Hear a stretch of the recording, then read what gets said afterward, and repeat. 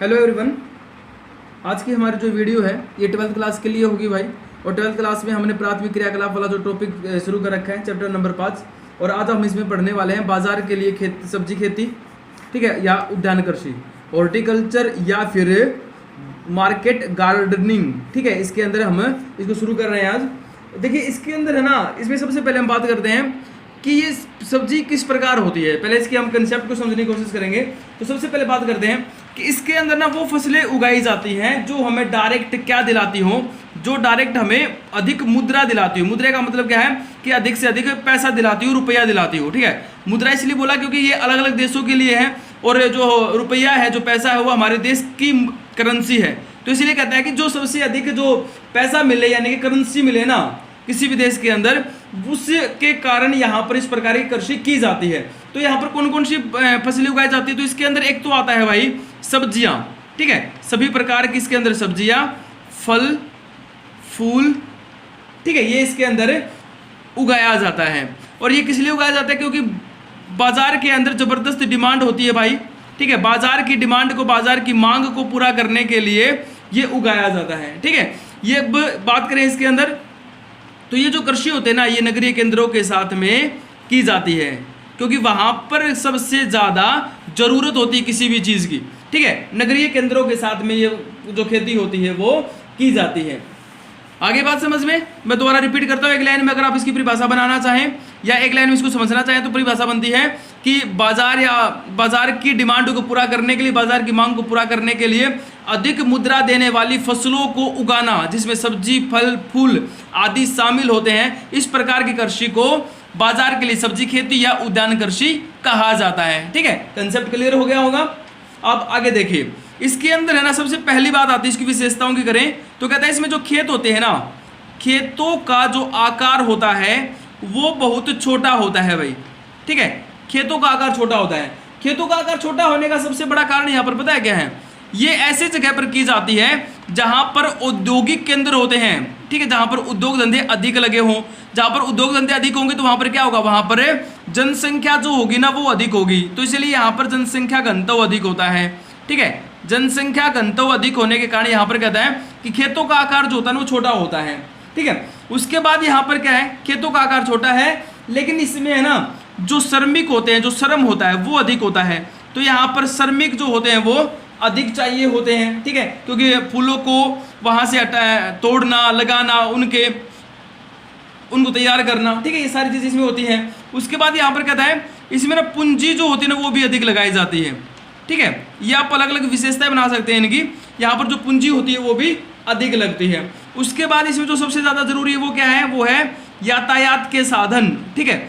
यातायात के साधनों के द्वारा जो है इनके जो फार्म हाउस होते हैं, यानी कि जहाँ पर खेती की जाती है, इनके खेतों से लेकर के और बाजार तक बड़े ही जहाँ पर अच्छे यातायात की जो सुविधाएं मिलती है ना भाई, वहाँ पर इस प्रकार की कृषि जो होती है वो की जाती है, ठीक है।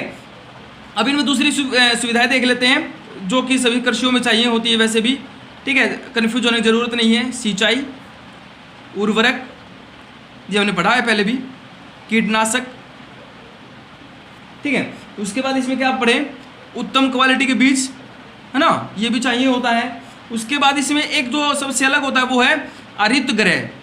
हरित गृह का मतलब हो गया इसमें जो ग्रीन हाउस आप लोगों ने देखा होगा, जहाँ पर टेम्परेचर को मेंटेन करने के लिए एक तंबू जैसी आकृति की, एक झोपड़ी जैसी आकृति का एक कांच का घर जो बनाया जाता है, ठीक है। जो आप लोगों ने 11th क्लास में पढ़ा भी होगा, कांच का घर, ठीक है, जो बनाया जाता है टेम्परेचर को कंट्रोल करने के लिए, ठीक है, वहाँ वो भी बनाया जाता है इसके लिए, क्योंकि जहाँ पर टेम्परेचर कम होता है ना वहाँ पर ऐसी सब्जियाँ उगाना जिसको टेम्परेचर जो है अधिक चाहिए, उसके लिए ये जो है कांच का घर जो है बनाया जाता है भाई, ठीक है।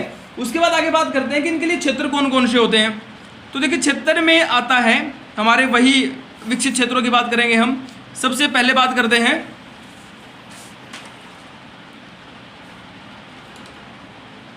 उत्तर पश्चिमी यूरोप भाई, ठीक है। नंबर 2 अपना संयुक्त राज्य अमेरिका, है ना। संयुक्त राज्य अमेरिका में अगर हम बात करें तो इसका आता है उत्तर पूर्वी भाग भाई, ठीक है। उत्तर पूर्वी यानी कि नॉर्थ ईस्ट जो पोर्शन है वो इसमें शामिल होता है, ठीक है। उसके बाद शामिल होता है भूमध्य सागरीय प्रदेश। भूमध्य सागरीय कृषि जो हमने पढ़ी थी ना, भूमध्य सागरीय प्रदेश, ठीक है, ये इसके अंदर शामिल होते हैं। अब यहाँ तक मैं उम्मीद करता हूँ कि आप लोगों को समझ में आ गया होगा। इसमें ना इस कृषि को जो हमने अभी पढ़ा, ये जो विशेषताएं हैं, इन सभी विशेषताओं को है ना 3 हिस्सों में बांटा गया है भाई, ठीक है। अब अलग अलग डेफिनेशन किस प्रकार बनेगी वो देखिए आप। इसमें सबसे पहले आता है नंबर 1, यहां पर कहता है अगर किसी भी क्षेत्र के अंदर फूलों की खेती की गई हो, फूलों की खेती की गई हो, ठीक है, बड़े क्षेत्र के अंदर फूलों की खेती, जैसे नीदरलैंड है, नीदरलैंड है ना अपने आप में स्पेशलाइजेशन रखता है फूलों की, ठीक है, और वहां पर ट्यूलिप नाम का जो पुष्प है, इसमें पुष्प लिखा हुआ है, पुष्प, फूल, ट्यूलिप नाम का जो पुष्प है ना, यूरोप के बाजारों में जबरदस्त डिमांड है उसकी भाई, ठीक है, नीदरलैंड के अंदर उगाया जाता है और यहीं से उसकी पूर्ति होती है, ट्यूलिप नाम का पुष्प जो है, ठीक है। तो जहां पर फूलों की खेती होती है ना, उसको हम क्या बोलेंगे, उसको बोलेंगे उद्यान कृषि।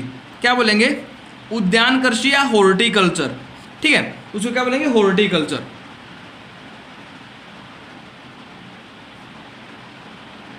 बात समझ में आ गई। उसके बाद यहां पर आगे आता है दूसरा, इसमें मैं दूसरा नाम बताऊं आप लोगों को।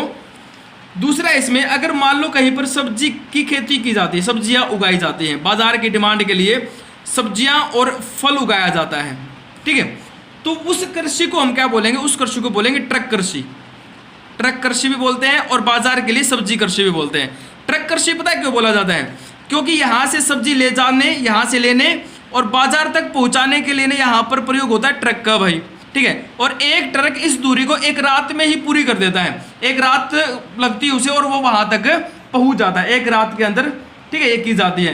तो ये होगी ट्रक कृषि, इसीलिए बोला इसको ट्रक कृषि, क्योंकि ट्रक के द्वारा सब्जी जो है उनके खेतों से लेकर के बाजार के अंदर भेजी जाती है, ऐसी कृषि को हम ट्रक कृषि कहते हैं भाई, ठीक है। अब उसके बाद इसमें तीसरी आती है जो कि बड़ी महत्वपूर्ण है, इसमें आती है कारखाना कृषि।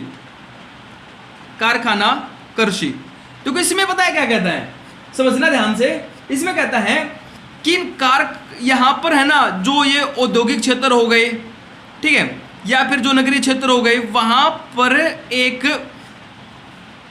स्पेशल क्षेत्र के अंदर या अलग से हम कहें तो यहां पर कहता है कि वहां पर है ना पशु पाला जाता है, पशुधन पाला जाता है, ठीक है, पशुपालन किया जाता है वहां पर, और जिसके अंदर ना गाय, भैंस और कुकुट, कुकुट का मतलब यहाँ पर मुर्गी पालन से है, ठीक है, फार्मिंग जो होती है मुर्गों की, ठीक है, वो इसके अंदर शामिल होती है।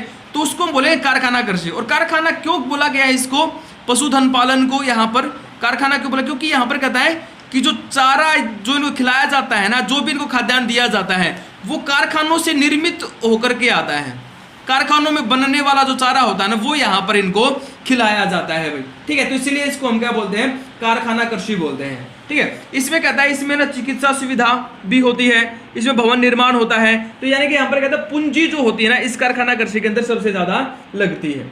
ये भी वही पश्चिमी यूरोप, उत्तरी अमेरिका के क्षेत्रों के अंदर की जाती है, क्षेत्र वही है। एक बार कंप्लीट को देखिए, कॉमन विशेषताएं जो है ना वो सबके बराबर है, ठीक है, खेतों का आकार, औद्योगिक क्षेत्र, जनसंख्या घनत्व अधिक होना, ठीक है, उसके बाद यातायात की सुविधा होना, ये सभी विशेषताएं। लेकिन यहाँ पर क्या किया, यहाँ पर इनको ना इन 3 हिस्सों में बांट दिया, फूलों की कृषि, सब्जी और कारखाना कृषि, ठीक है। इसमें बस 1 नंबर में डेफिनेशन अलग से बन जाती है, नहीं तो अगर मान लो उद्यान कृषि और कंप्लीट आता है तो हम इसको इस प्रकार लिखना होता है, ठीक है। तो मैं आशा करता हूँ कि आप लोगों को ये टॉपिक समझ में आ गया होगा। इसे ध्यान से देखिए वीडियो को, अपनी बुक पढ़िए और अपने खुद के नोट्स बनाने की कोशिश कीजिए ताकि आप लोगों को ये समझ में आ सके। अगर फिर भी कोई समस्या रहती है तो मुझे कमेंट बॉक्स में जरूर बताइए और मेरे चैनल को सब्सक्राइब जरूर कीजिए, क्योंकि अभी तक जो हमारे सब्सक्राइबर वो बहुत कम है। Thank you.